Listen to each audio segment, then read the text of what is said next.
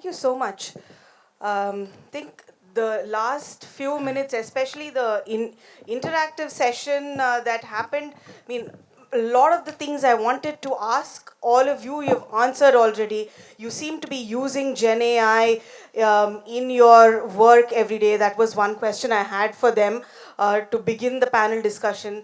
Number two, everybody wants things done in 2 minutes. The Maggie has spoiled everyone for life. Welcome, Lishoy. So, and that's also done. So I think we'll just jump right into the discussion and we'll hear from all four gentlemen about how they are using GenAI at work, and maybe we can learn some tips and tricks from all four of them. Lishoy, I want to start with you.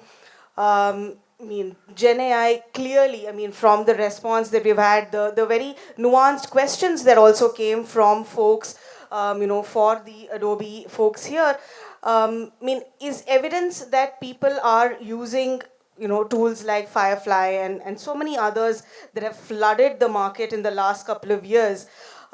What are the tools that you use, and how do you integrate Gen AI into your everyday work? So yeah, I am from Creativeland. I head the art for Creativeland as a CCO, right? And we have been using AI extensively across whatever that we do in the marketing campaigns that we do. The tools that we extensively use include ChatGPT, Midjourney. There's a bit of ideogram and also a bit of Firefly. Firefly, when it's in fact we started off with Midjourney, and there is a lot of familiarity with, and there is a lot of text to image kind of work because being from art and design, so it kind of essentially helps. But I saw the way Firefly has shaped up, and the tools that they have integrated, they've simplified the entire thing. Vis-a-vis, if I'm using Midjourney and it's a little cumbersome, you get a hang of it to use it very extensively, and there's a lot of prompt engineering that goes. You have to try multiple times to get it right so that it understands you. Versus there is a lot of referencing. There is a lot of stuff that's built in Firefly, which is very interesting, which I saw today and which I would essentially go out and try. Got it. Manesh, if I can come to you, what are the tools you use on a daily basis? Okay, am I allowed to say the competition tools? Please, we Okay, don't have. good evening. I think it's a packed house, and good to see a lot of creative people. And I think when the previous anchor was asking, raise hands who are creative. I feel everybody is creative. That's how how the ecosystem is kind of changing right now. Coming back to your question, how are we using AI tools? So it's a very interesting journey. Um, I think it's been 17, 18 months that we as an organization has started experimenting. Of course, we also went through the same, when we were generating, every character was looking like a Hrithik Roshan with an extra finger. Okay, thankfully now it's changed. It's evolved. It's better, uh, and Adobe or Firefly came in a little late, but came in with a bang. A lot of the homework that was done by already other tools, the training that we did, I'm sure most of the guys sitting here must have already trained, right? So when we move on to Adobe, which was, I'm sure for most of us, it is home, right? You don't want to go to another tool because yahi pe mil raha hai, to why do you want to go, right? So that the training already was done. So uh, when we kind of moved into Photoshop and other tools within the Adobe system, it was easy for us. If you ask me, almost we are using it. Some of my teams are here. We are almost using it as a on a daily basis. I use it as my co-creator. I use it as my soundboard. I use it as my assistant who doesn't, who like who's not judging me for my thoughts, and he still generates things, and then I take a leaf from there and I do something or I ignore. Uh, but yeah, we've been heavily using AI tools for our. Got it. Some of the things Manish here mentioned, I think I just want to pick up those keywords and then come to you, Jaideep. Is he said he's using it as a collaborator that is non-judgmental. He's using it to sound off ideas. And I think this is what I generally hear from a lot of folks who are using generative AI, no matter what. I mean, even as reporters, I mean, we use generative AI, just, for simple things like, rewrite this headline for me, rewrite this headline for SEO, or summarize this story for me to use as a subheadline, or look at this story and find logical gaps in the story. Those kinds of things also we use it for. And I want to come to you, Jaideep. Can you give us examples of things where you have used generative AI and it has just, maybe reduced the time you would have taken to, do that task manually? Firstly, good evening, everyone. Uh, I think, firstly, AI has, I think, immense potential in the digital landscape. Of course, we also use AI extensively. Midjourney, Firefly. Um, uh, I'm not going to give any brand names as such, but uh, okay, one I can give. We do a lot of work on Have More Ice Creams. So there we use a lot of AI creating a world of ice creams, and so much that we can do. Also, when we make our pitch presentations, we use ChatGPT to give us a build up for the presentation. Uh, Also, there is another which the video team uses. There is another model. I can't recollect the name right now, but I have it written. So it's basically text to speech. So if you're working on, if you're making a case board video or a storyboard, so it gives you, you just have to put in the text and gives you a narration of the entire, and in whatever, you can have a narration in Morgan Freeman's voice or David Attenborough's voice. It can also mimic your voice and give a narration. So I think it really helps. Of course, it does save up a lot of time. If I'm working on a campaign and if I have to work on a visual, generally it would take me a lot of time, because a lot of time usually goes in getting the right visuals. That takes up a lot of time. But with Midjourney, of course, it does not happen in the first prompt that you give. You have to, kind of work on it. Now you have websites that are prompt generators, so they Right. help you. So that there is so much. So I think we should just kind of use it, all of this to our advantage. It genuinely just saves up a lot of time. So there are a couple of brands that where we use AI extensively. So yeah. Got it. Thank you. And it's true. I mean, there's a whole ecosystem of Gen AI supporting, tools that are coming up, right? So that's fascinating.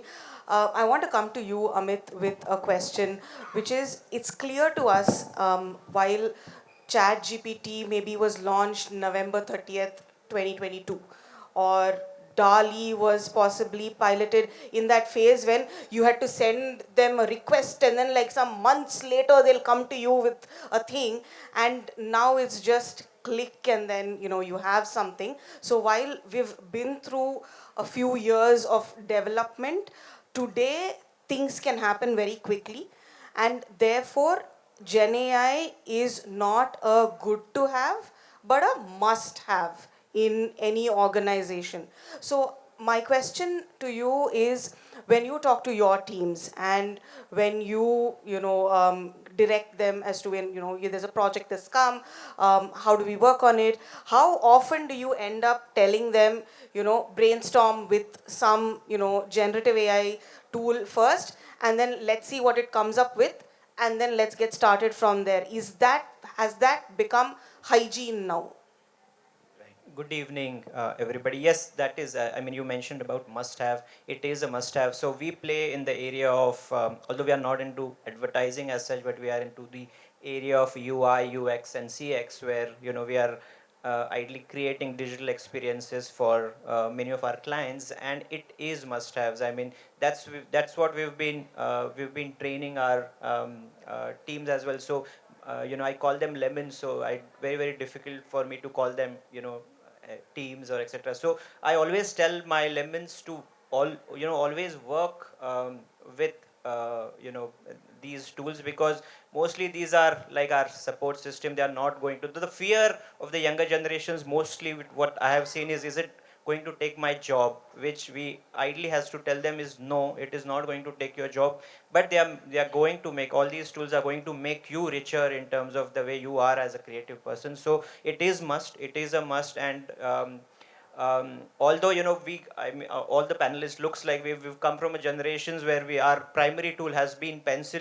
So I don't tell them to go on to generative AI tools to start with. I ideally tell them to start with the paper and pencil, but use this tool as an extension to your thought process, because it saves times, it saves a lot of time, and it ideally adds a lot of value to what we do. And it's seen smarter than us. The younger generations are smarter than us in terms of picking these tools, and whatever or however we tell them, they use it more smartly, is what we've seen. So it's extremely beautiful world to be in right now, where we are coexisting with Gen AI tools.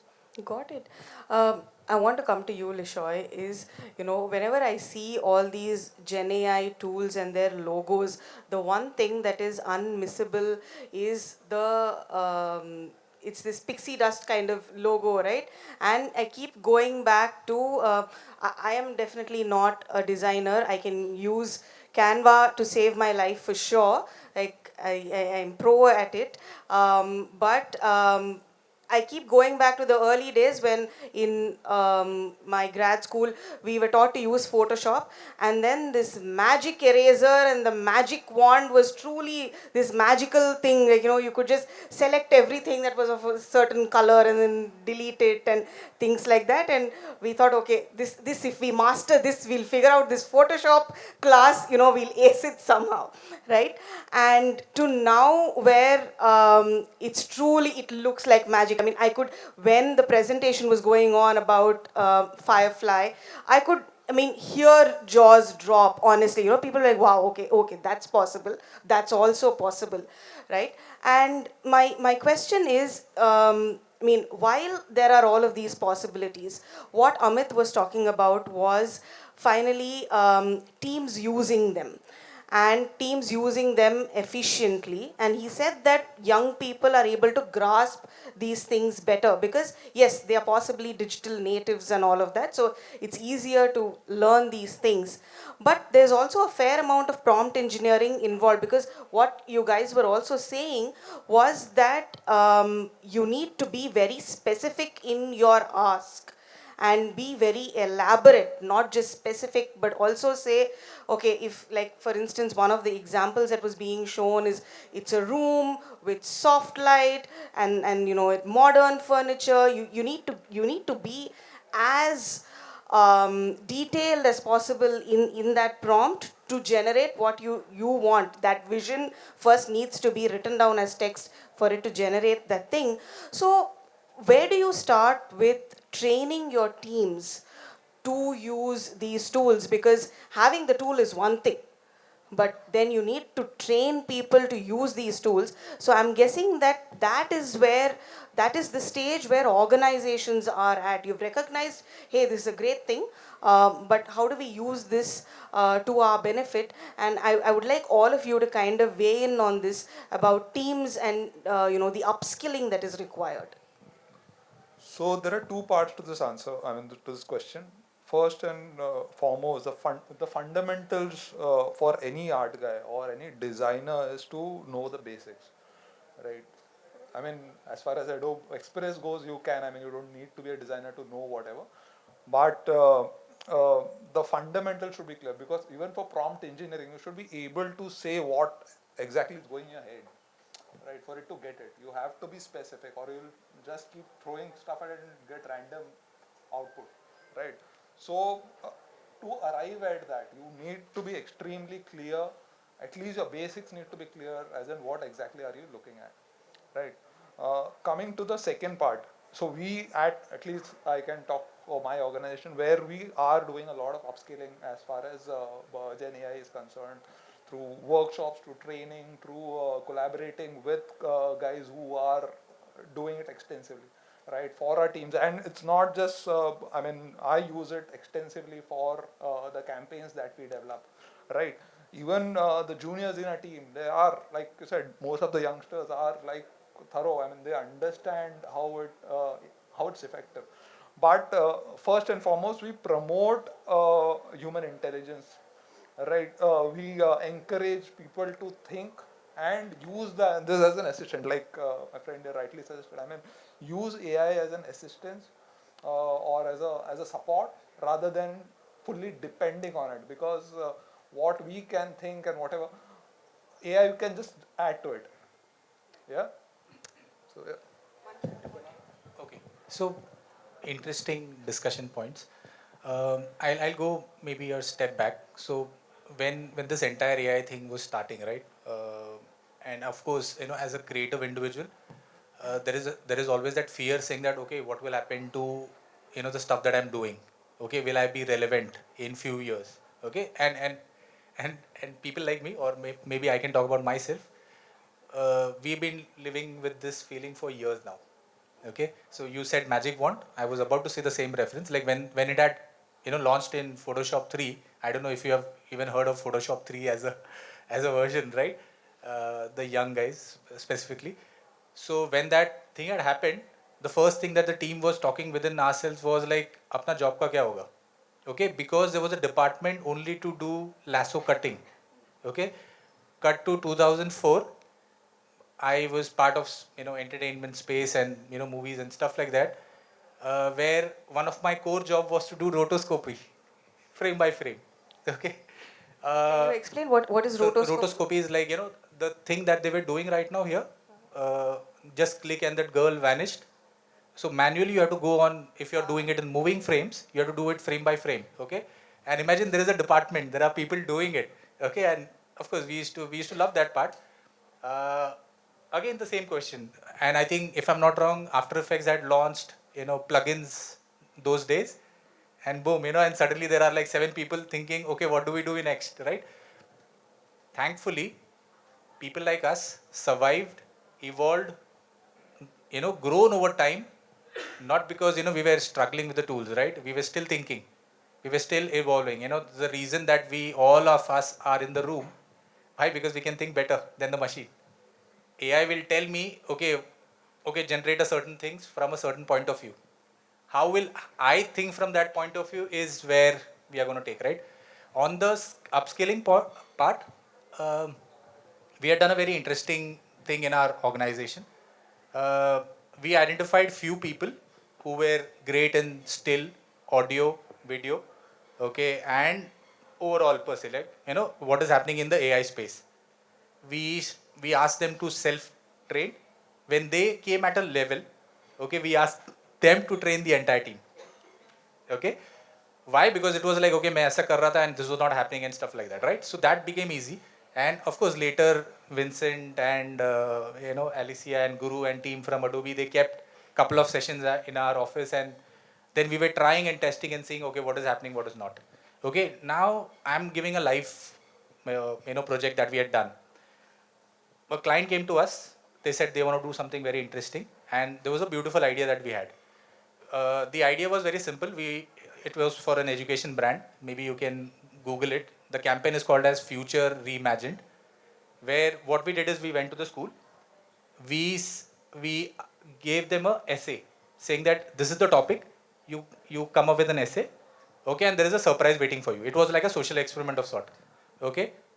These 30 groups came with whacked out concepts, okay, and we had, if I'm not wrong, 3 days, okay, 30 designers with the help of AI, and we create like amazing artworks.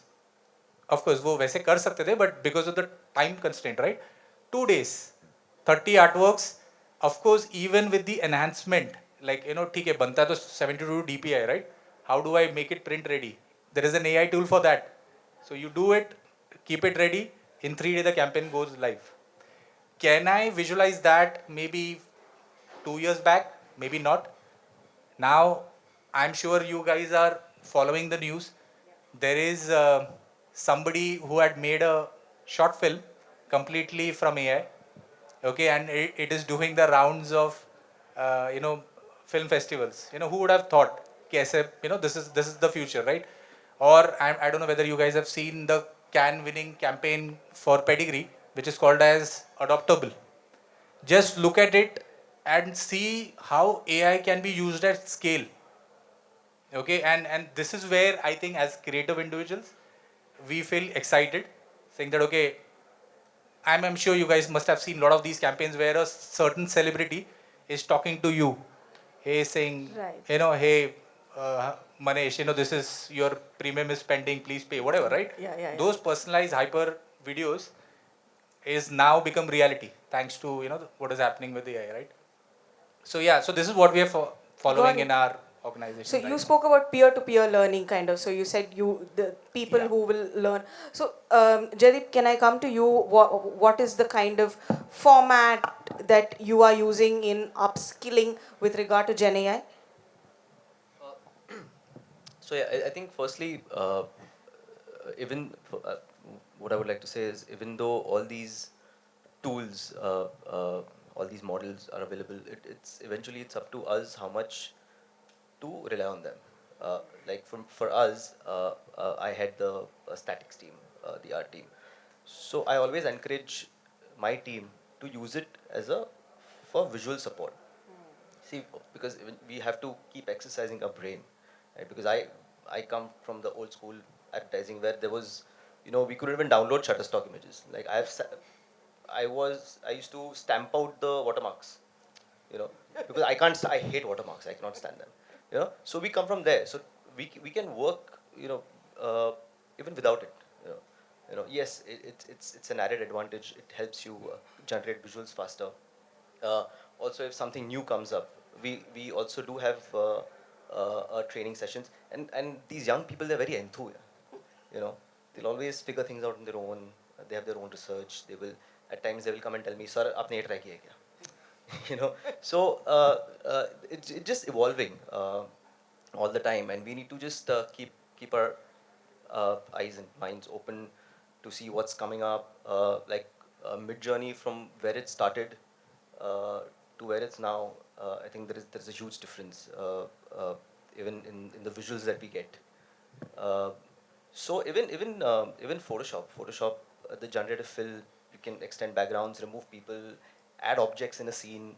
So that it just but like I said, I always encourage my team to ideate first, think of the campaigns, and then to execute the campaigns. You use AI as a visual support to create those visuals, especially for all the pitch work that we do.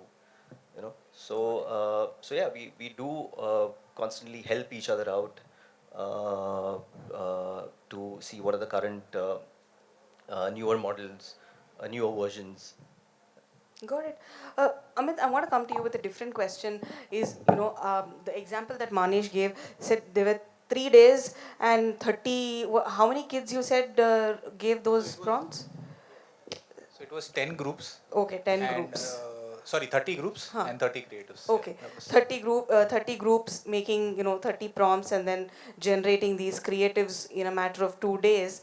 So how much time do you end up saving when you use a generative AI solution to aid the process? No matter where you use it, it could be just in the time you save in this pitching, perhaps. So no matter where you use it, how much time do you end up saving? Yes, so it does save a lot of time. I don't know if whether I'll be able to put it into numbers, but if at all I have to, probably around 30% is something we can ideally save at various stages, included right from let's say an ideation to a delivery. But yes, time is. I mean, we save a lot of time there because again, the amount of exploration that we can do in such a lesser time allows us to take decisions faster as a team, and then we can move forward. And this is again from an agency who's working into customer experience. We do it at every stage, right from strategy to execution to even UI when we are developing it as a UI developers, right? When there are also, you know, very smart tools which these guys are using, um, and so it's a lot of you know, time saving there for sure. Got it. Is that 30% kind of in the ballpark for Can the I rest add? of, yeah, Yes. please? So I feel, at least from my perspective, I think it is almost 60%. Wow. I've seen a change, and I think I agree to the slide that was mentioned, which said 70%. So I think we have still homework to do. We have to reach there. I think, you know, the beauty of, you know, using AI. Sorry, I'm using this word. So like the hard job, you know, the donkey work. I think can be, you know, replaced with this.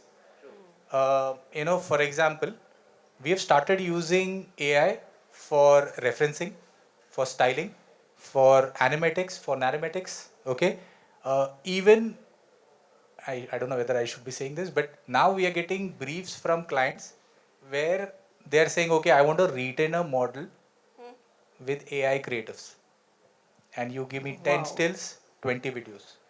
Okay, even the clients, even the brand side, everybody is evolving, right?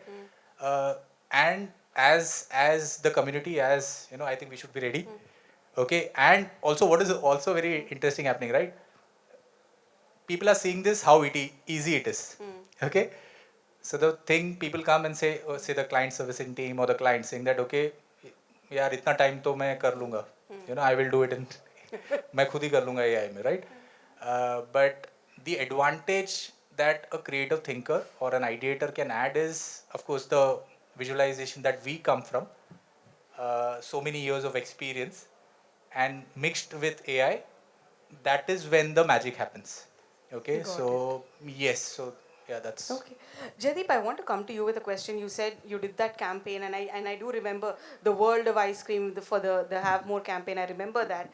How often are brands coming to agencies and saying, I want a Gen AI campaign, you know, or make this quicker, use Gen AI. How often is the ask?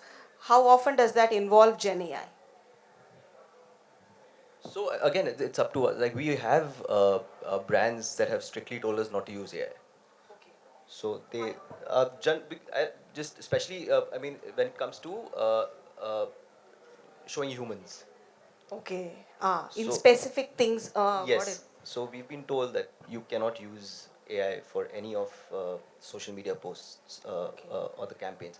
But there are brands where we don't have those kind of restrictions, where we are free to, and of course uh, it saves up a lot of time, especially when they come in the morning with the brief and say, "Sir, sham ko chahiye." You know? So so yeah, it does. Okay. Uh, Got help. it. Yeah. Lishoy, how about you? What's your experience been like? Brands saying use Gen AI. I don't think any of our brands are so specific. They come up with problems, and it's us who decides the solution. How do you want to?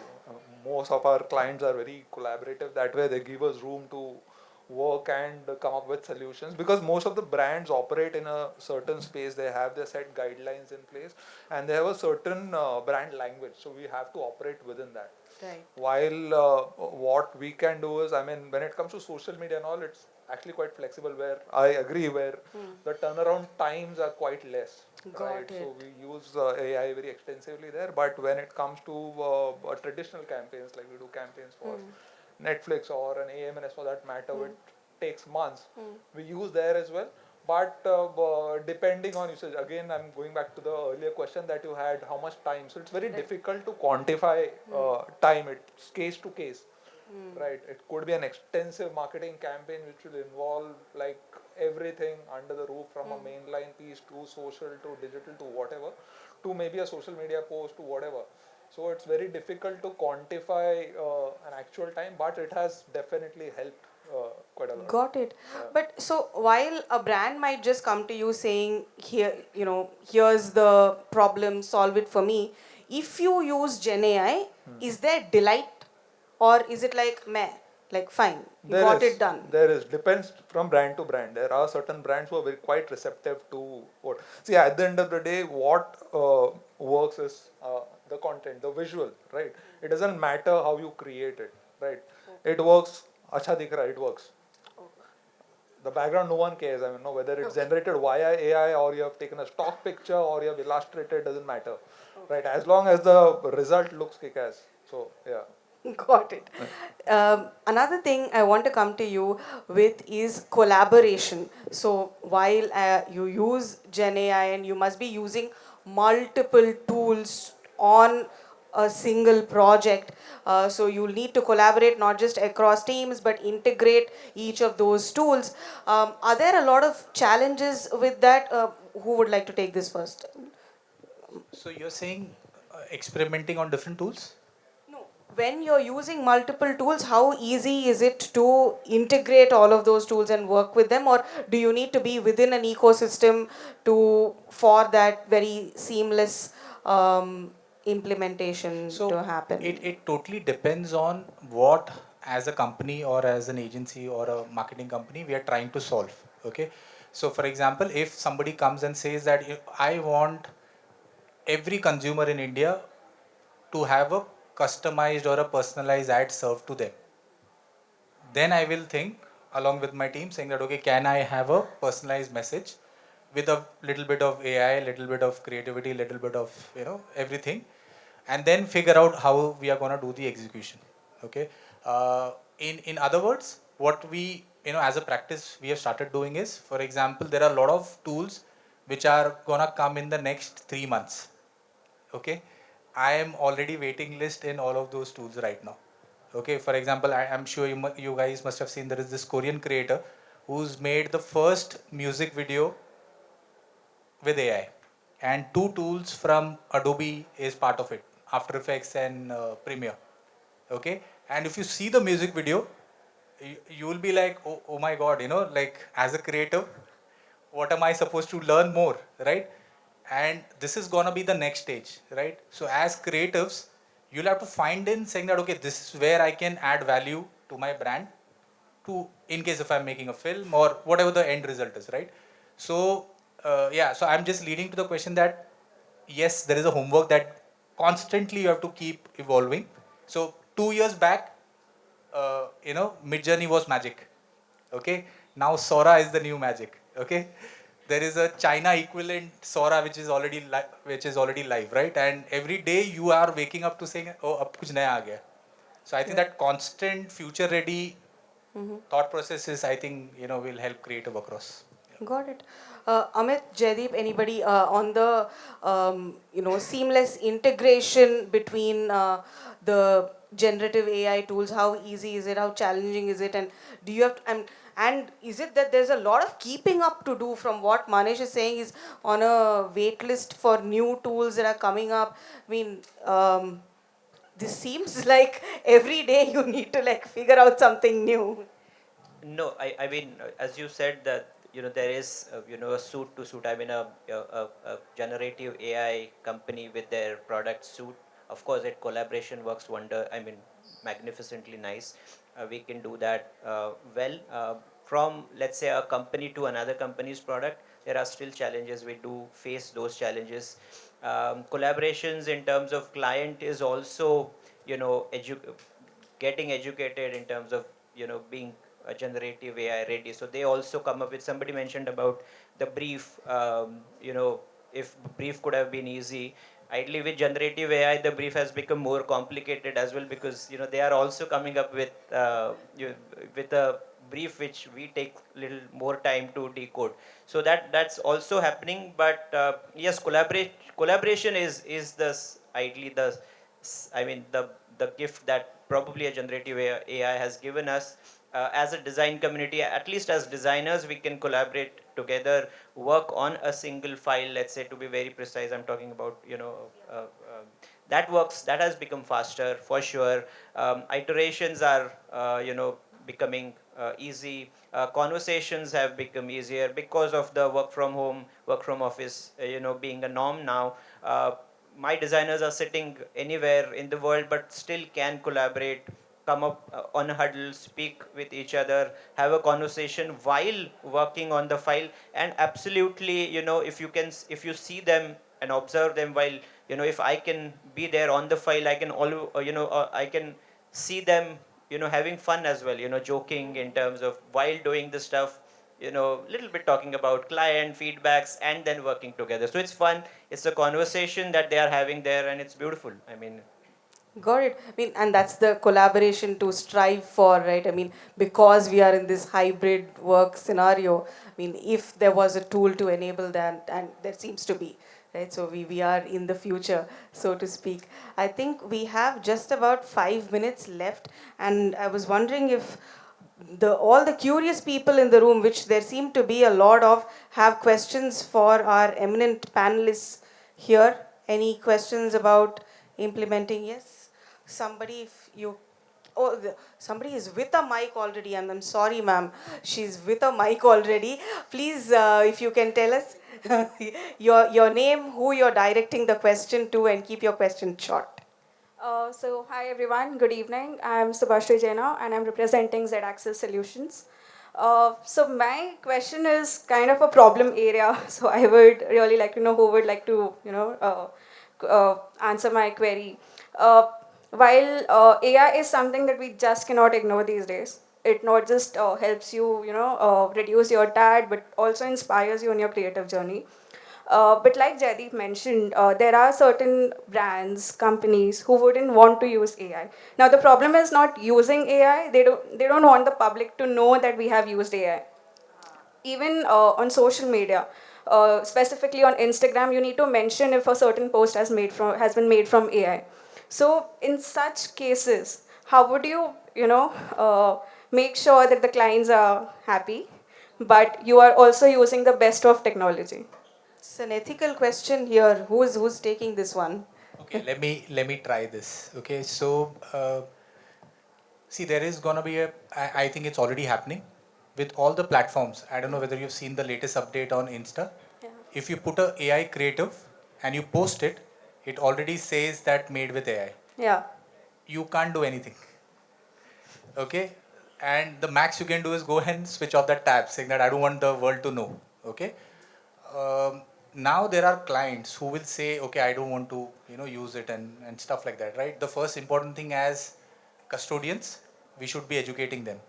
We have started educating our global brands, saying that how this is gonna be important aspects of your workflow, almost to an extent saying that you're using stock. Now we are using the image from this platform. Thanks to Adobe, now they are taking care of us. Where in case somebody says that okay, this is my image, this celebrity looks like whatever, Yeah. they will come back and back us. Abhi tak nahi tha, I think 3 months back we got this license, and now so in case somebody in some country does a case, Adobe will go and represent us, right? Yeah. So that education is important, Right. and sooner or later this is gonna happen. Say, assume that you are doing a retainer for your client and there are 20 creatives. Hands down, 10 will be in AI in the next 6 months. Yeah. Okay, so I don't know whether I answered, but yeah. Yeah, so I think, yes, I got my answer. It was kind of similar because when we get images from Mid Journey specifically, and if you do a reverse search, you would see a lot of similar images on Google. So, yeah, but yeah, you answered my query. Great. Finally. Thank you. Maybe I'll give you my mic. Hi, my name is Ria Kodukar from Tata Class Edge. My question to you is, we work with a lot of schools, and one of our primary audiences, principals and school institutes and all of that, but most of the imagery consists of minors. Now, when I'm talking of Gen AI, and I'm utilizing photographs of minors through Gen AI, becomes a little bit of a challenge because compliance for minors is very different from utilizing backgrounds. Now, as a brand, as a Copcom, I usually outsource all this work to an agency. Agencies don't tell us what they've done. So I want to understand from you guys, how is it that you all take care of compliance?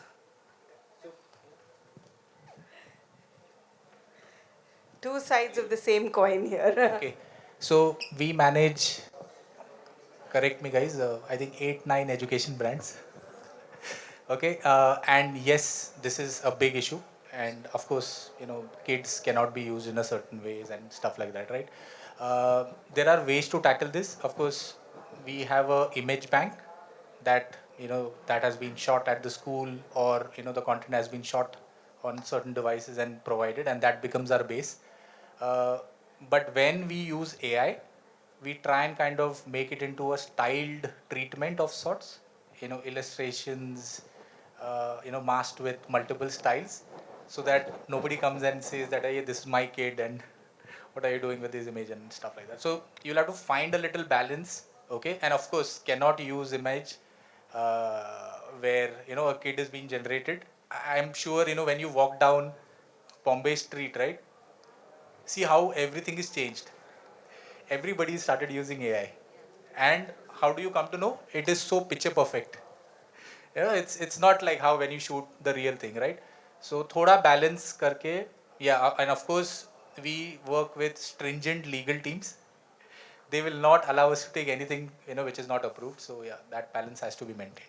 And I hope that answers your question. You have something to add. I'll just add to that. As far as humans are concerned, I'm not just talking about kids, but humans are concerned, we generally try and avoid AI. With Adobe is actually easier because it uses Adobe's repository to create visuals. So that way the compliance is kind of sorted. But ideally, I would suggest use stock or use shoot pictures. For backgrounds, you can definitely use AI. Yeah. Cool. I hope that answers, and we are almost out of time. And thank you so much, everybody. I think we learnt a lot today, and we already have like 4 Adobe evangelists here. So fantastic. Thank you so much. Thank you, audience. Thank you. Thank you. Thank you.